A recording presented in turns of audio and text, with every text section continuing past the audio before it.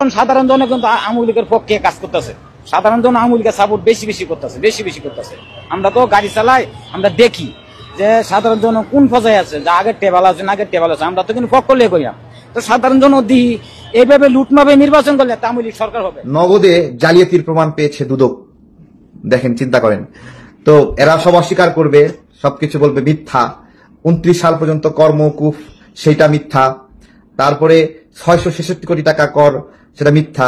নাগরিকদের উপরে করের বোঝা বাজাচ্ছে আর নিজের উপর থেকে কর হালকা করছে। এটাই হলো ডক্টর ইউনূসের সততার মানদণ্ড। এই সততা নিয়ে উনি দেশকে সুন্দর করে সাজাতে চান।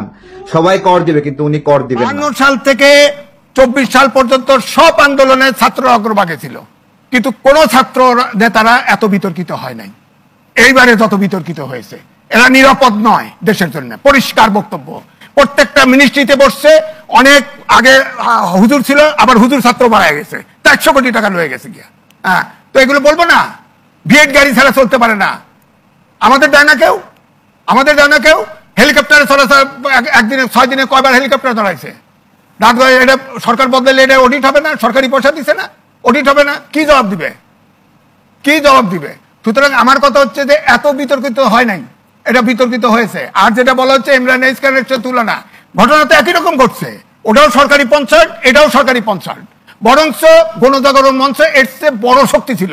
যদি জনগণের দাবির কথা বলেন, ওখানে ব্লগার ছিল, ছাত্রলীগ ছিল এবং যত বাম রাজনীতিবিদ সবাই ছিল ওখানে। ওখানে আরো বেশি জমায়েত ছিল।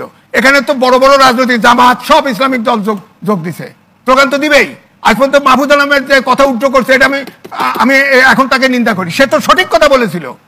আজকে এই গণহত্যার যদি বিচার হয়, তাহলে 71-এর গণহত্যার বিচার হবে না কেন?